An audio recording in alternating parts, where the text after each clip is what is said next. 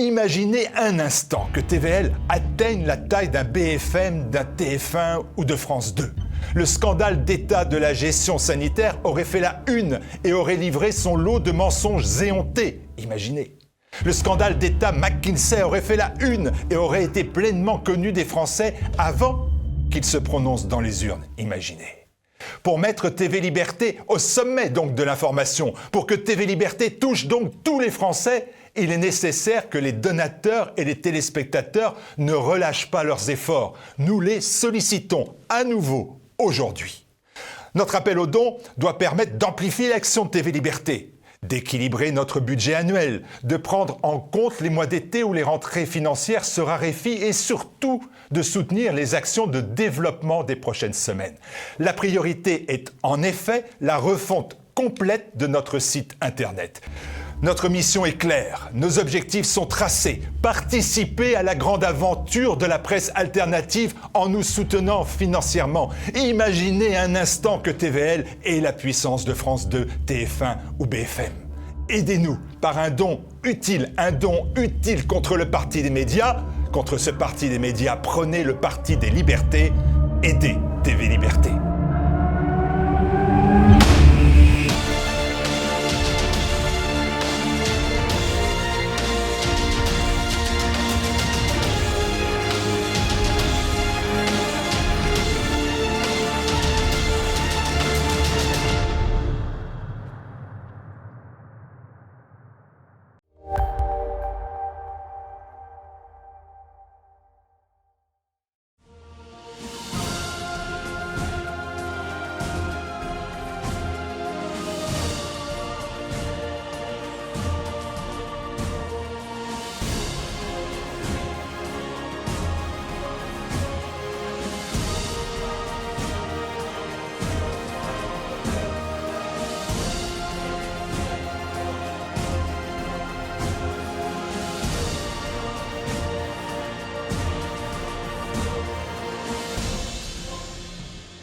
Bonjour chers téléspectateurs, je reçois aujourd'hui Olivier Dahr qui vient nous présenter le dictionnaire du progressisme paru aux éditions du Cerf, un ouvrage réalisé par une centaine d'auteurs qui a été dirigé par Olivier Dahr, Christophe Boutin et Frédéric Rouvillois et qui s'inscrit dans une continuité puisque la même équipe nous avait proposé déjà en amont le dictionnaire des populismes et le dictionnaire du conservatisme.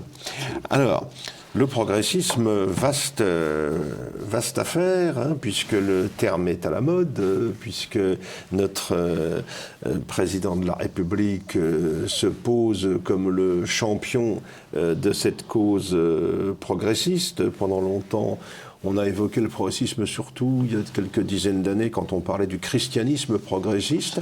Mais aujourd'hui, on a le sentiment que c'est devenu une idéologie à part entière et une idéologie à vocation ou à prétention hégémonique par les temps qui courent.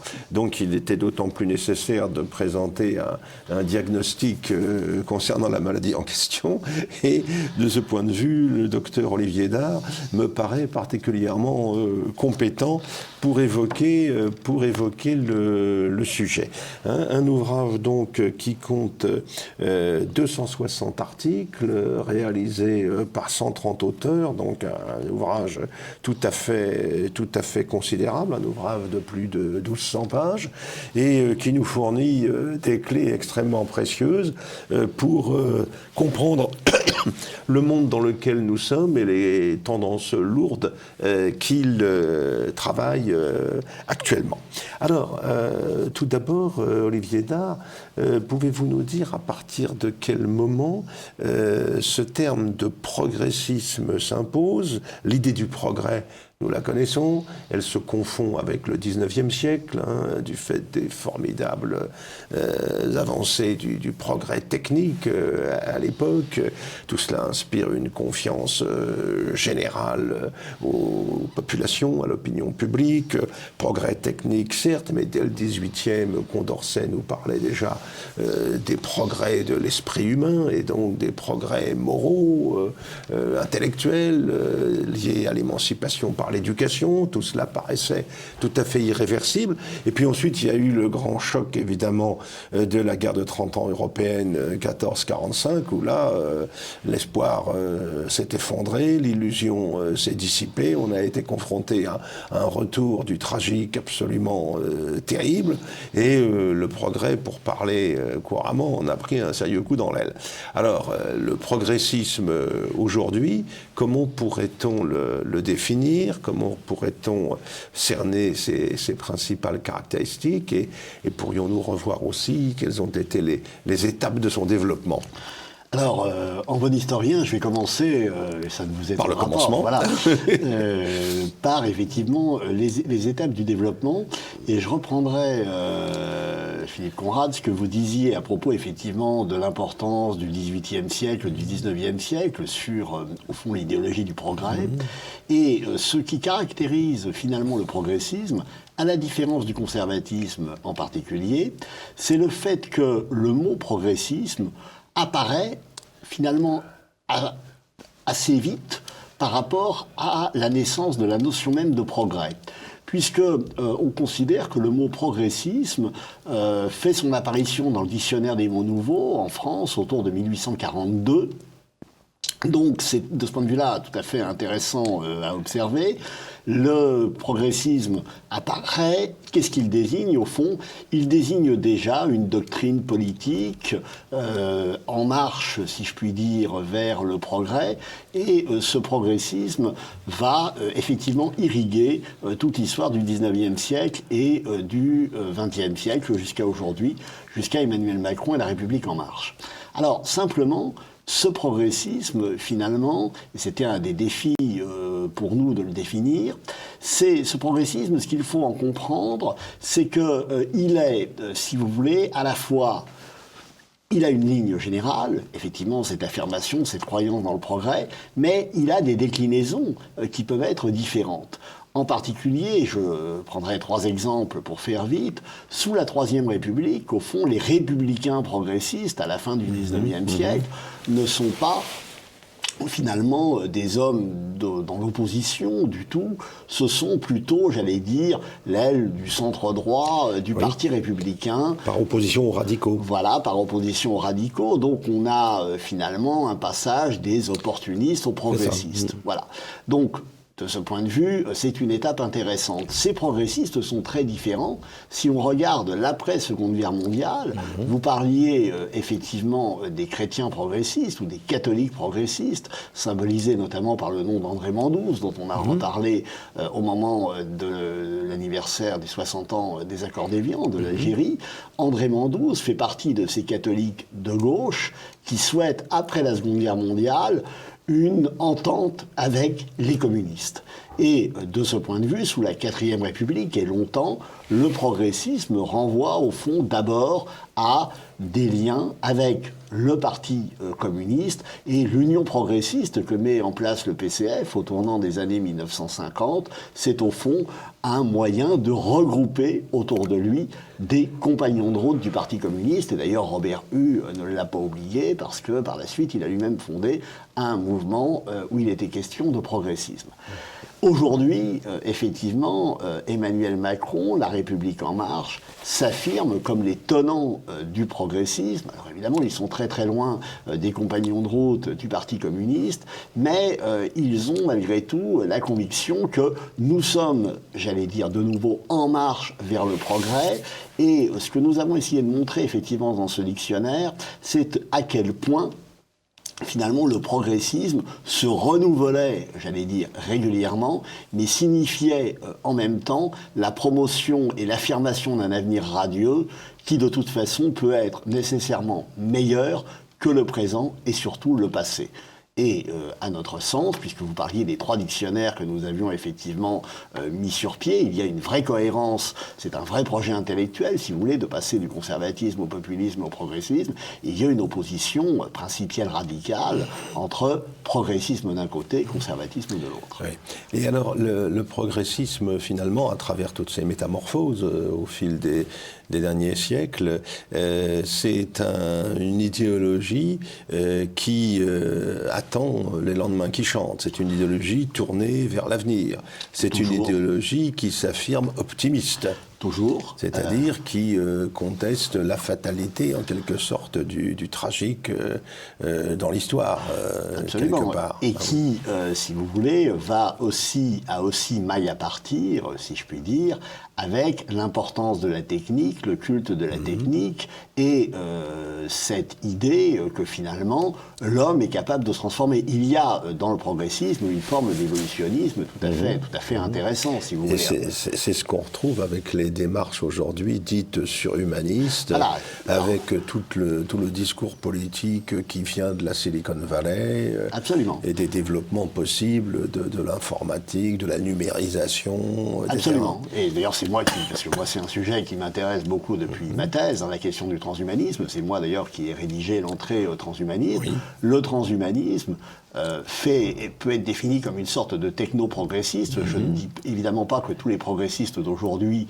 sont des transhumanistes en puissance, mais il y a effectivement à travers le transhumanisme une des nuances importantes du progressisme, et d'autant plus importante à mon avis à terme que la technologie et les progrès de la technologie permettent aujourd'hui de prendre au sérieux, j'allais dire, ces projets transhumanistes qui remontent, pour leur part, à l'entre-deux-guerres. Oui, c'est un transhumanisme qui serait un petit peu l'aboutissement logique de la démarche progressiste, alors qu'à une époque, on a bien vu un certain nombre d'esprits s'inquiéter, par exemple, du contrôle social généralisé, c'est le 1984 d'Orwell, c'est dans un autre registre Le meilleur des mondes d'Aldous Huxley.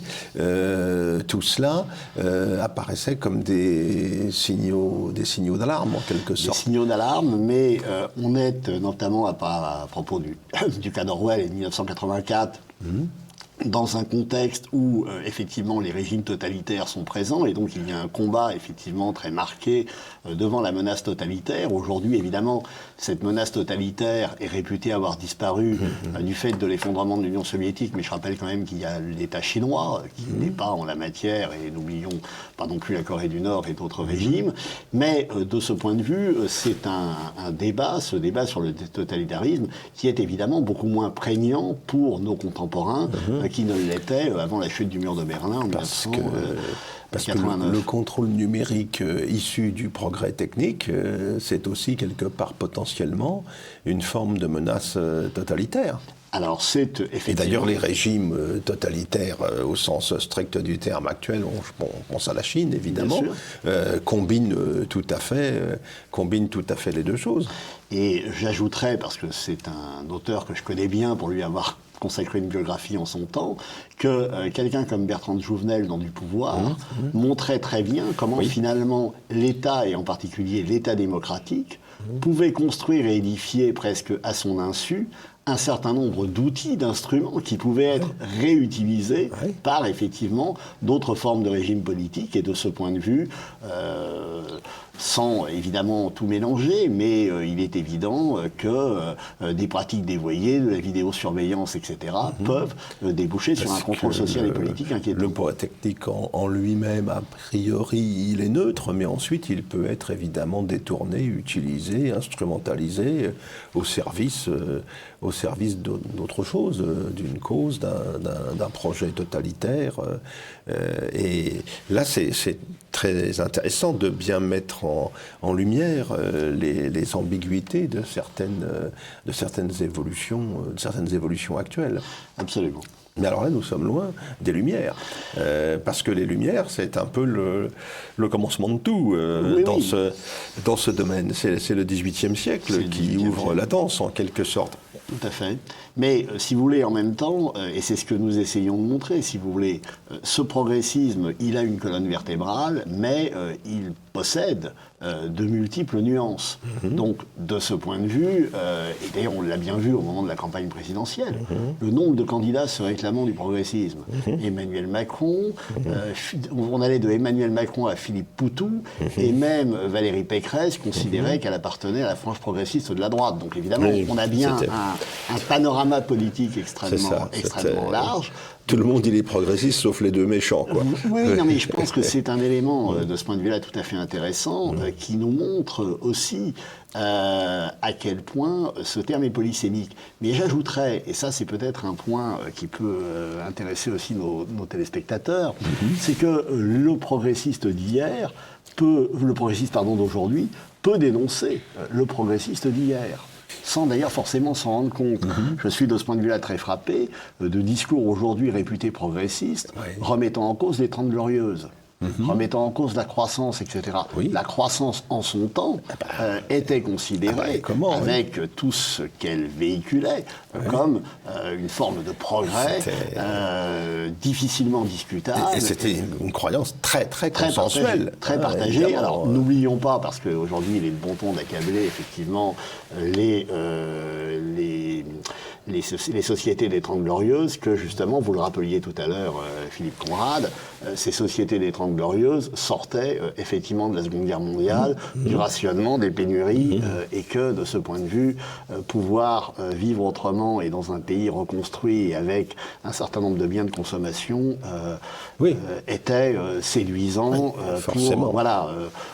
Il est très facile, quand on possède ces biens de consommation, évidemment, de dénoncer leurs usages. Et alors, quelle est la place particulière qu'occupe dans cette constellation progressiste l'idéologie des droits de l'homme, dont on a vu comment elle s'est imposée au cours des dernières décennies, comme une référence absolument indiscutable, comme l'horizon indépassable?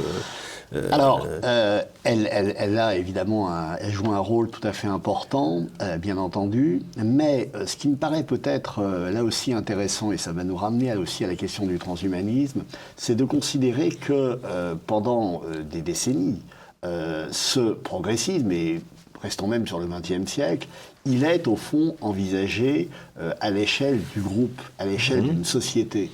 Et de ce point de vue, le progressisme communisant ou le progressisme chrétien vise à l'émancipation d'un certain nombre de catégories jugées opprimées. On est dans l'origine du politique et du social. Voilà. Aujourd'hui, ce qui est intéressant, c'est d'observer à quel point ce progressisme peut être individualisé. Quand on parlait du transhumanisme, finalement, qu'est-ce que c'est ce transhumanisme autour de cette notion d'homme augmenté?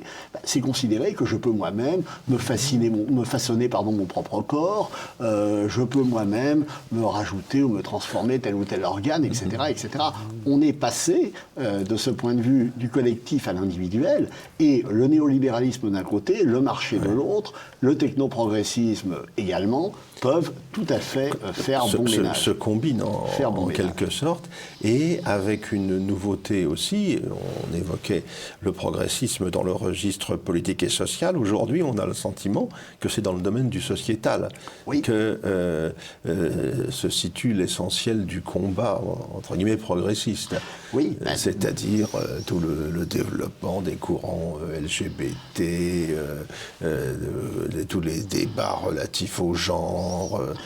Alors qui sont d'ailleurs souvent dévoyés, parce que là aussi, on fait dire au genre qui, d'ailleurs, du point de vue des sciences sociales, peut être une clé d'entrée intéressante, mais bon, on lui fait dire parfois absolument tout et n'importe quoi. Mais ce qui est effectivement intéressant, là aussi, c'est qu'on a laissé pour compte les grands projets collectifs. Et de ce point de vue, pour se limiter aux gauches, évidemment, l'échec de la grande transformation économique et sociale attendue, en France après 1981, fait que, effectivement, on le voit très bien, on passe du programme commun au programme de Terra Nova. Bon, c'est quelque chose de bien connu, mais je crois qu'il faut en prendre toute la mesure pour bien saisir, encore une fois, ce que ce progressisme d'aujourd'hui peut avoir de racines, mais en même temps, en quoi il est nouveau, il est un phénomène nouveau par rapport à ce qu'on a pu connaître. Voilà, c'est nécessaire pour poser un diagnostic précis et complet sur la situation actuelle, parce que la crise généralisée, crise de civilisation à laquelle nous sommes confrontés, exige justement que nous ayons une lecture très, très complète des choses, et votre dictionnaire contribue tout à fait à cela, comme les comme les deux précédents, sur le conservatisme et les populismes que nous avons évoqués. Il y a un personnage bien oublié aujourd'hui, mais que vous évoquez, je crois, et qui serait intéressant peut-être de remettre en avant, c'est Jacques Ellul, qui a été un penseur tout à fait éminent, mais finalement très isolé en son temps, alors qu'il avait déjà mis la lumière sur justement les incohérences quelque part, ou les contradictions de cette idéologie progressiste au sens large. Alors surtout Jacques Ellul, donc qui je vous précise peut-être pour nos téléspectateurs, est un professeur de droit de l'université de Bordeaux, spécialiste de l'histoire des institutions, qui vient des groupes esprits, du droit, très lié le groupe esprit d'Emmanuel Mounier, très lié à Bernard Charbonneau aussi, figure tout à fait intéressante. Et Ellul est l'auteur notamment de toute une série de travaux sur le système technicien, ou d'un livre qui s'appelle La technique ou l'enjeu du siècle. Et de ce point de vue, ce qui inquiète très profondément Ellul, c'est la montée en puissance, effectivement, de la technique dans nos sociétés. Mais Ellul écrit dans les années 1950, 60, 70.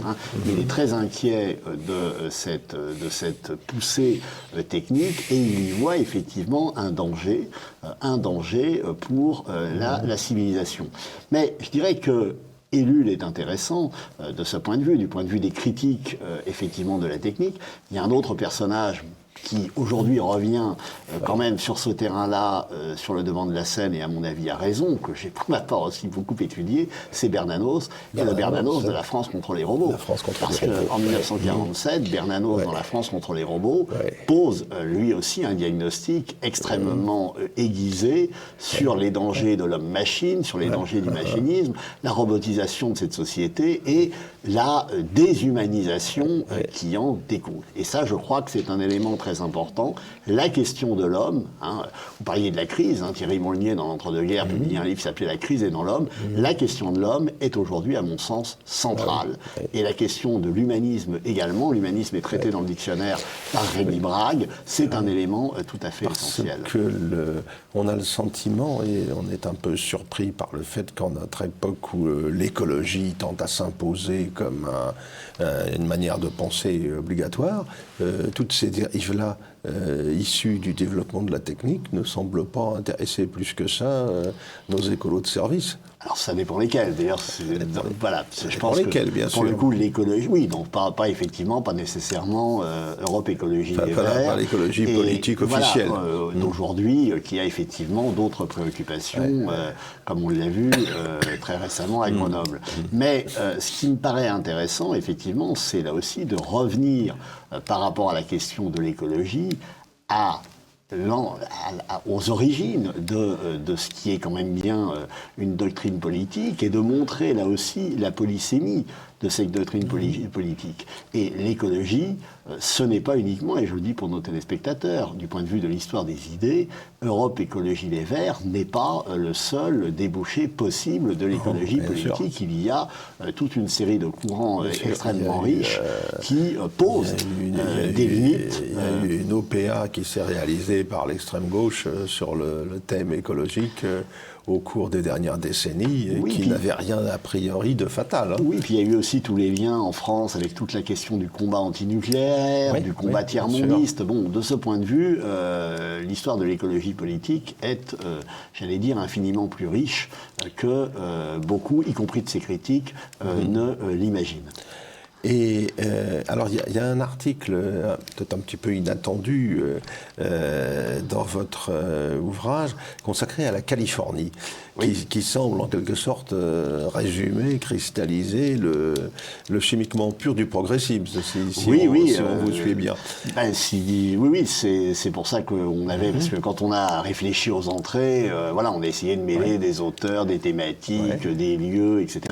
Oui, effectivement, la Californie est un un symbole tout à fait... Alors qu'elle a été aussi un symbole du triomphe du capitalisme américain Oui. pendant des décennies, de l'avènement d'un nouveau genre de vie.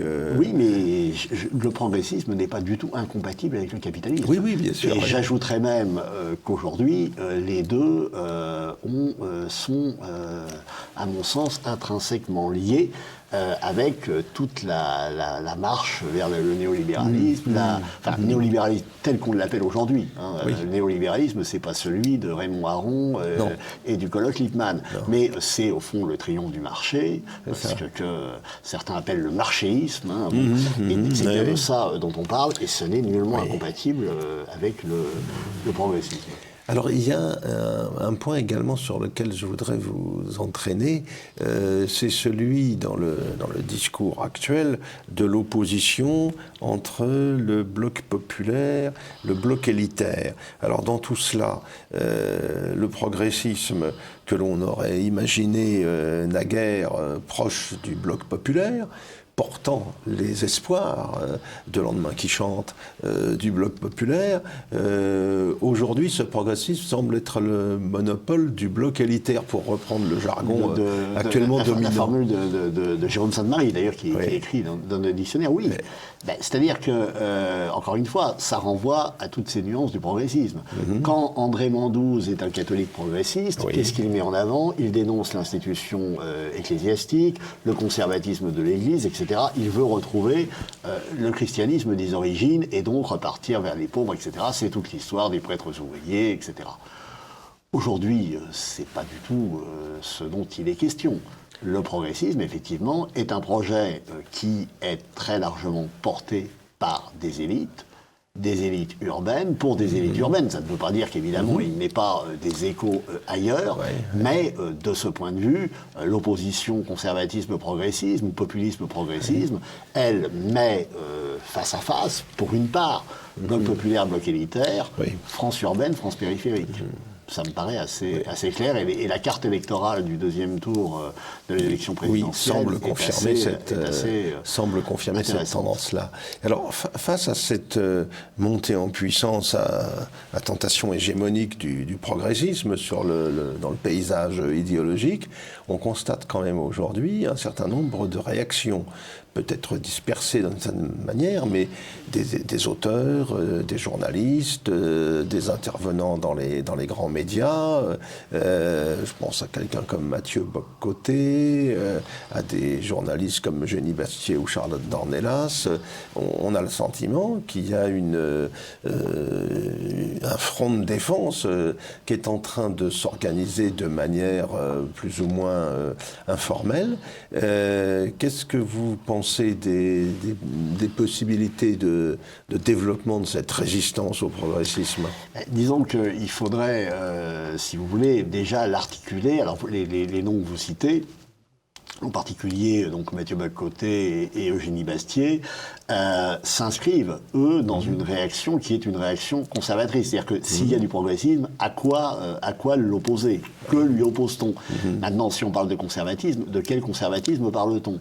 Et de ce point de vue, ce qui est frappant, c'est que le progressisme, et c'est pour ça d'ailleurs que nous avons fait ces 3 dictionnaires, pourquoi on a fait conservatisme, populisme et progressisme? Parce qu'il nous est apparu que c'était les trois doctrines essentielles. Il répond bien aux questions qui se posent aujourd'hui. Aux années 2017-2022. Maintenant, effectivement, conservatisme et populisme, ce n'est pas la même chose.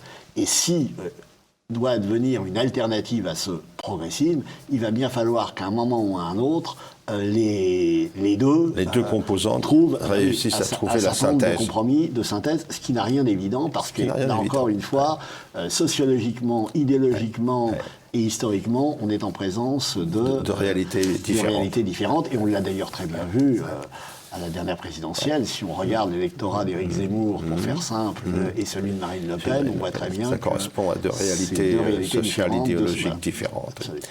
Merci infiniment Olivier Dard de tous ces éclairages. Je suis enchanté de vous avoir reçu de nouveau. Et je rappelle donc le titre de cet ouvrage, Le Dictionnaire du progressisme, paru aux éditions du Cerf. C'est vraiment un ouvrage qui peut servir nos téléspectateurs, qui peut les aider à comprendre et à analyser les enjeux principaux d'aujourd'hui.